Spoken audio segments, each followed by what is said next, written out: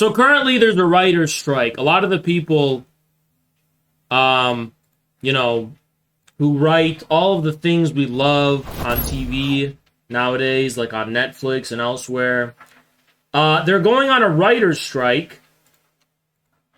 Let me show this to you. Where this is Adam Conover from Adam Hates Everything. I think it's from BuzzFeed.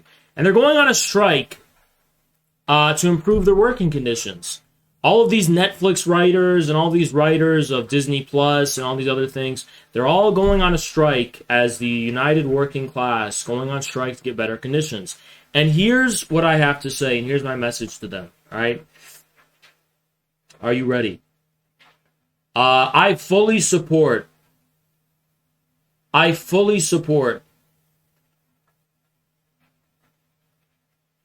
irregular forces breaking up these strikes with the ruthless iron fist of strikebreakers. I fully support rounding up every single writer who is going on strike and putting them in jail for 45 days and then deporting them. That's my view, okay? This is clearly a workers' proletarian uprising. Oh, sure it is. Oh, sure it is. I am sick of people pretending like every attempt at unionization and every attempt at employees organizing themselves for better conditions is something worth my support. And in this case, it's actually worth my opposition and enmity, and I'll explain why that is.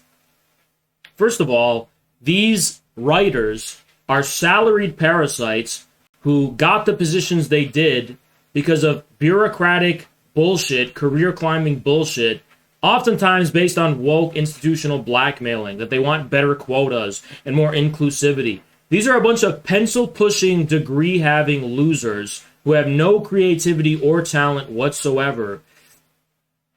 And they feel entitled to better conditions, even though their position wasn't chosen by popular demand. It's not like they have the jobs they do because the shit they churn out is popular. It's not popular at all. Even the shows that are on the top of the ratings are only because there's nothing else to watch. The truth is, Americans have an extreme poverty of movies, of TV, of themes. Everything you see on Netflix nowadays coming from America is garbage. All the movies you see is garbage. Everything you see from Disney Plus, it's garbage. It's disgusting. It makes people's stomach turn how disgusting and evil it is. And these are the people behind it. These losers who call themselves workers, by the way, and want to have a union or the Writers Guild of America. Shut the fuck up. These people need to be put in jail because I just feel like they are enemies of the people. By the way, these are not workers. They don't produce any surplus value. They're not working class. They're just employees. Okay? Employees are not the working class. There's nothing working class about these people. If they're working class, why don't they go work on a construction site instead of sitting on their desk writing if they're working class? They're not. And then people may say, but hi, you're a streamer. I'm a streamer by popular demand. You know, if every day went like today, let's just say I get no donations for the rest of the stream. Every day went like today, I couldn't stream, right? I'm able to stream due to popular demand because people support me. My audience directly gives me money because they want to see me streaming. They want to see me continue doing what I'm doing. That's not true for any of these writers, though. These writers get hired by these massive companies to write not by popular demand, not because what they're doing is good by any objective metric or even subjective metric. I mean, even in terms of popular taste, they don't have the positions they do because what they write is tasteful or popular. They have the positions they do because it fulfills whatever agenda or whatever goal these companies have to churn out woke and diverse and acceptable jibber jabber and nonsense. You know what's so disgusting and self-serving about this too is that leftists will sit here and they will give this 100,000 likes, and all of these leftists who are intelligentsia, who have these intelligentsia-based positions, mental laborers, in other words, in such a self-serving way, will go their whole lives sympathetic to Marxist or communist ideology, and then finally wake up and go, you know what? I'm going to do it.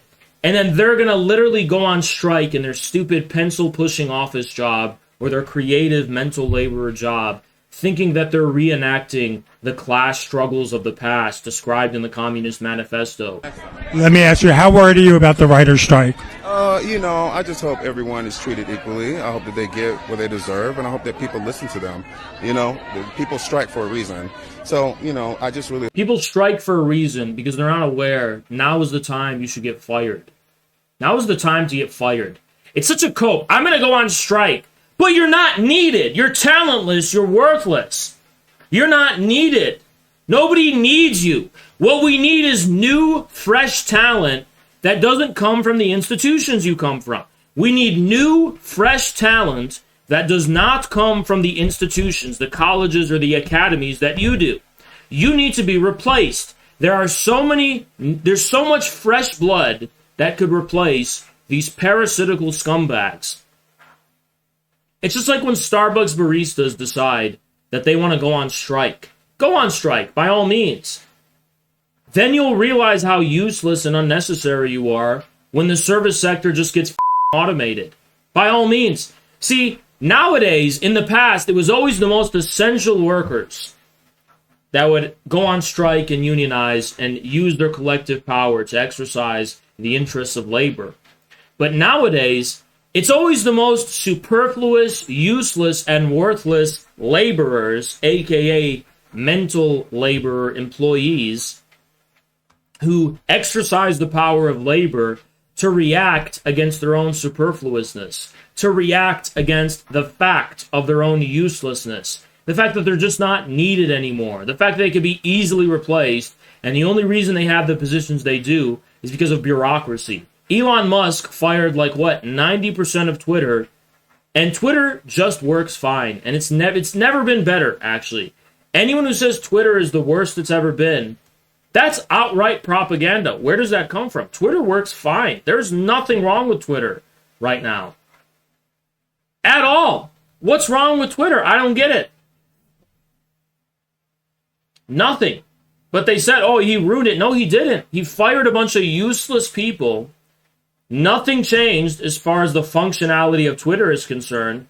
And now they're running damage control to spread the narrative that Twitter doesn't work, because they're trying to spread this propaganda that these workers are somehow needed in society, and they're not. They can all be fired, they can all be deported for all we're concerned, and nothing would change. Every dollar given to one of these writers, who you can now replace with Chat GPT and AI, by the way, you can easily replace them with that.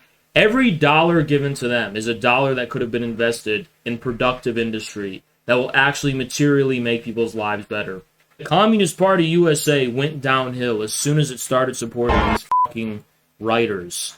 Oh God, the writers' strike picket outside of Warner Brothers in Los Angeles. This is just great, isn't it? This is just great. Because woe unto me that HBO's newest show, The House of Dragons, is not going to get another season. That great show, The House of Dragons, which is just about a bunch of white-haired people doing incest, and a show where they made a black Targaryen. If you don't know who the Targaryens are, they are pale-skinned, white-haired people who all look the same in terms of their complexion and hair color. And these writers who are on strike right now decided it would be smart to create a black Targaryen. I shit you not. I shit you not. And they call that representation. It's not representation, it's a mockery of black people, is what it is. It's literally comedy. That's how silly it is. That would be like trying to make a movie about George Washington, and I star as George Washington. Me with my big beard, looking how I do, and I star as George Washington. That would be like creating a fucking movie about Yao Ming, a Chinese basketball player, and having me play Yao Ming, a hairy Arab Lebanese guy who in no way looks Asian at all. It's actually a comedy. So when you put black people in these extremely inappropriate positions to represent people who in no way were black at all or could possibly be black, what you're doing is mocking black people. It's a form of blackface. You want to know the real blackface? It's that. Because you know what? When I saw a black Targaryen, I did laugh. I did laugh. I did find it funny that there was a Targaryen with white hair, and all the Targaryens they're all here, they're a bunch of white, pale people with white hair, and then for some reason there's just a black guy. I found that hilarious. So these are the people on strike, and you could not find a more useless group of people, okay?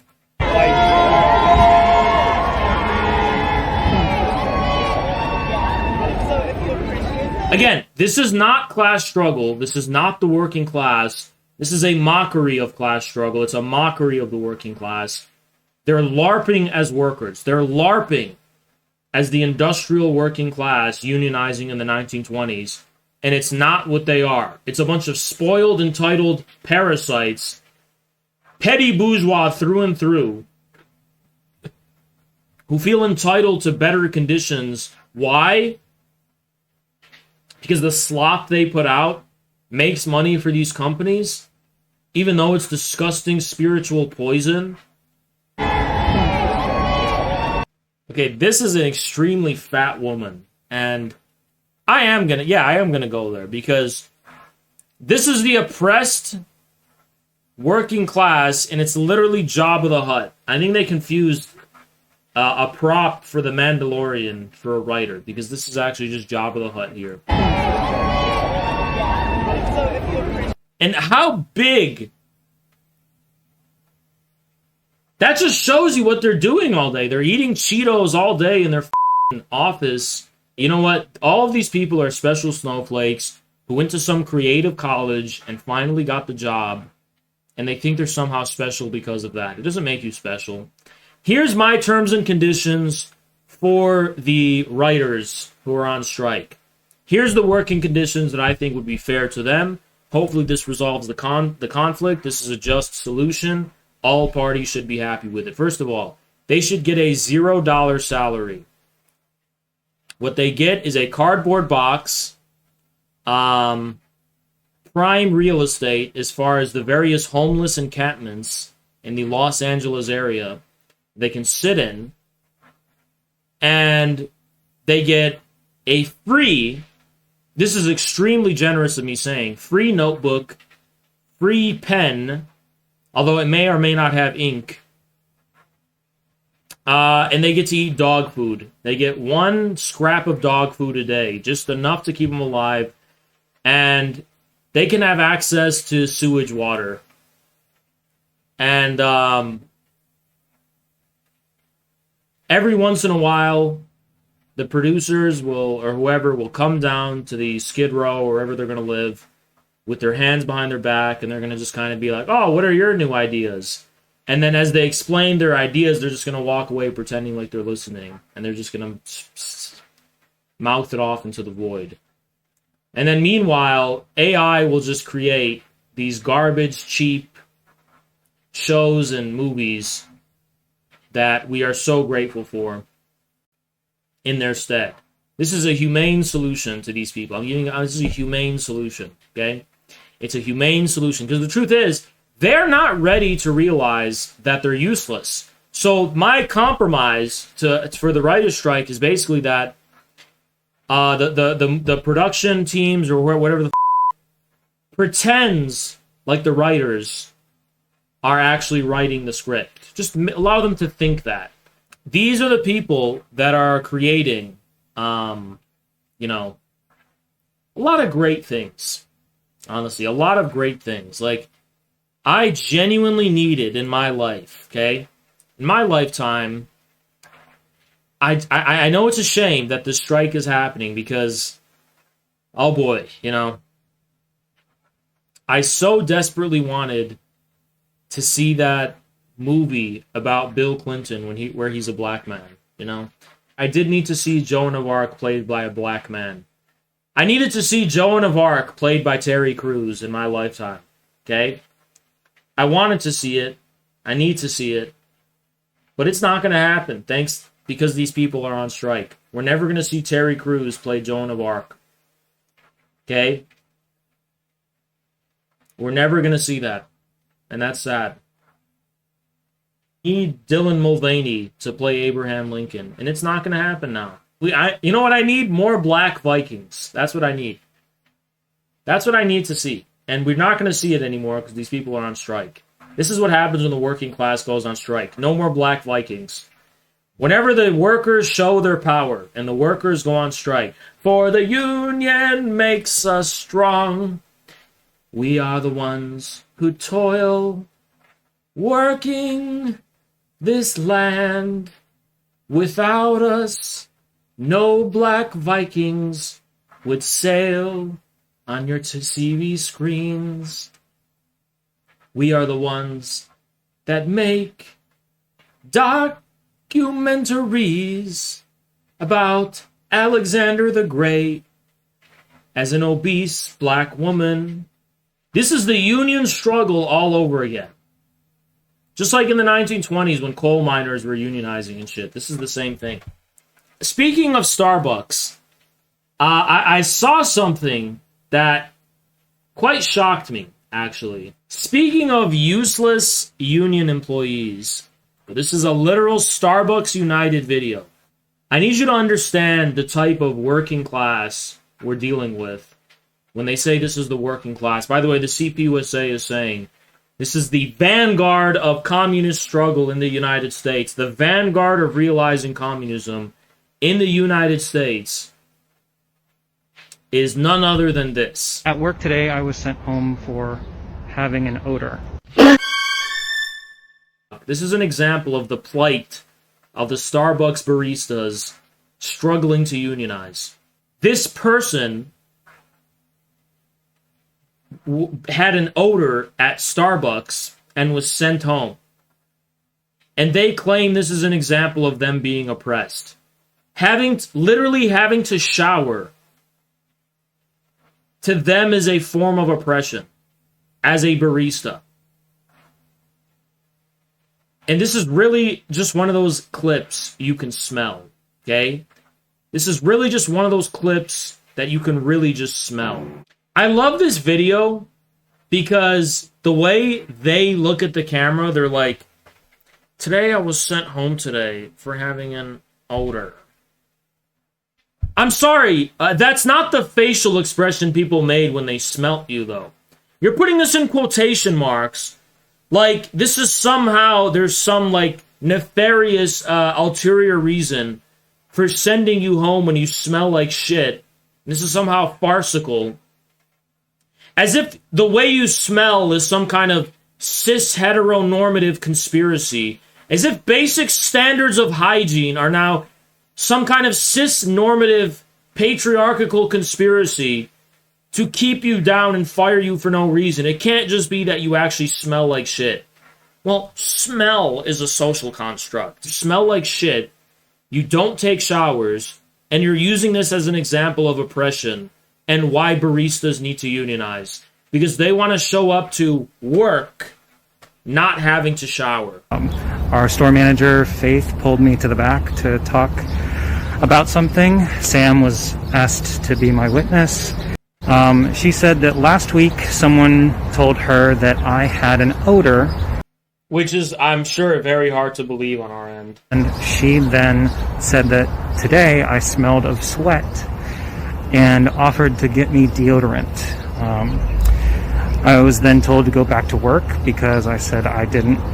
So they offered you deodorant. They didn't fire you. They offered you deodorant and you said no. Because you believe that smelling is subjective. Starbucks Workers United. Why would you post this?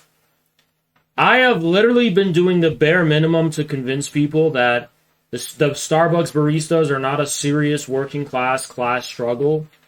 And you are doing all the work for me to basically convince the world that what you take as oppression is something so minuscule as what? As getting sent home for smelling bad. How long we'd be actually willing to strike? I don't know, dude. How long do you think it'll take 11,000 unemployed writers to run out of sign ideas? Okay, you can have all the signs you want. You're going to be no different than all the homeless vagrants running around LA being annoying crackheads accosting people on the street.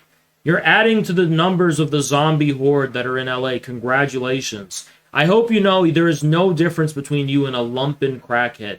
You're both parasites. You're both, functionally speaking, jobless in terms of what you actually add to society. And furthermore, you're also entitled, which means you accost people on the street, whether you're begging for money that you're going to spend on drugs or you're begging for a higher salary. You are functionally and sociologically no different than a homeless crackhead in that very same street you're walking on. I just wish they'd start having the lifestyle of crackheads instead of having this hot, pretentious LA lifestyle, living in their apartments, you know, and going to Soho House all the time and going to, I'm going to have brunch and, you know what I mean? Like, you need to start living like a crackhead too, because there is no, why do crackheads have to live more? You know what we need to organize? I am willing to fly down to LA and start organizing the crackheads. I'm going to give signs to the crackheads where they're going to say, these writers have ludicrously capacious salaries compared to me. The crackhead's going to say, I only get a few bucks a day. These writers get $100,000 a year, and I only get a few bucks every day. And I want there to be a class struggle between the homeless crackheads in downtown Los Angeles and the entitled writers, and we'll see who the real capitalists are. Here's Jay Leno, and he's such a good guy. You know, at the end of the day, listen, I'm Jay Leno. I'm an ordinary guy. I'm going to come give donuts to these striking workers because, you know what? Unions. You know what I'm Jay Leno. You know, I'm an ordinary guy. I'm a lifelong Democrat. I help the workers. Thank you, Jay. See, he could actually give those to homeless people, and he won't. I support lumpen class warfare. Because they're both the same class. They're both lumpen. You have to understand, they're both these parasites. We just need to support the homeless crackheads against the LA writers. Listen. I look.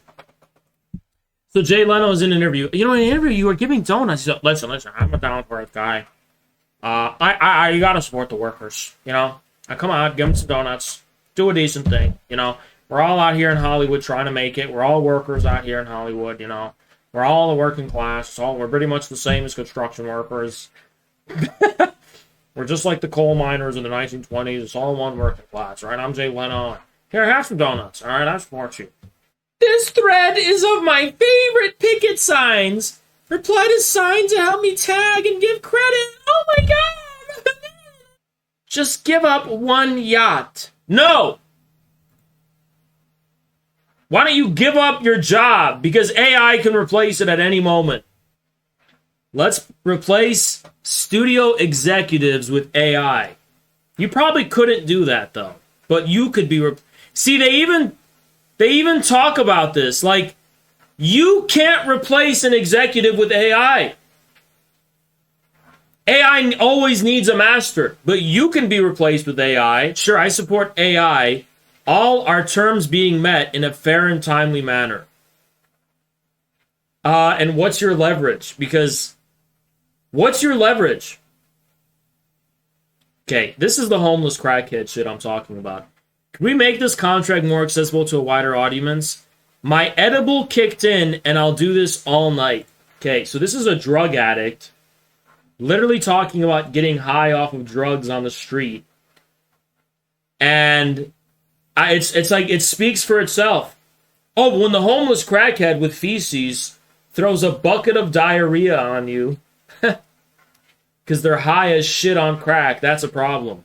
But you can be in public high on drugs, but the homeless crackhead can't. There's no difference between this and a homeless crackhead, except this one gets paid a lot of money to do nothing. This is the biggest SJW. Can we make this contract more accessible to a wider audience? Oh, I hate them! I hate them! I'm literally like a feeling I want to be a villain right now. This bitch with glasses is mocking us about how they make these shows to be inclusive to a wider audience. That's the language they use. Worthless, no talent, no nothing. All they do is sit at the bureaucracy, telling people to make it more accessible. This triggers me.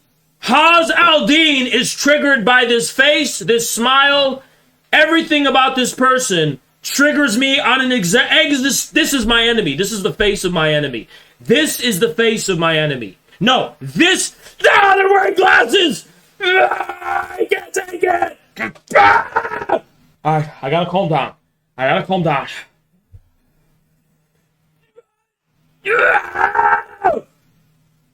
Breathing in, breathing out.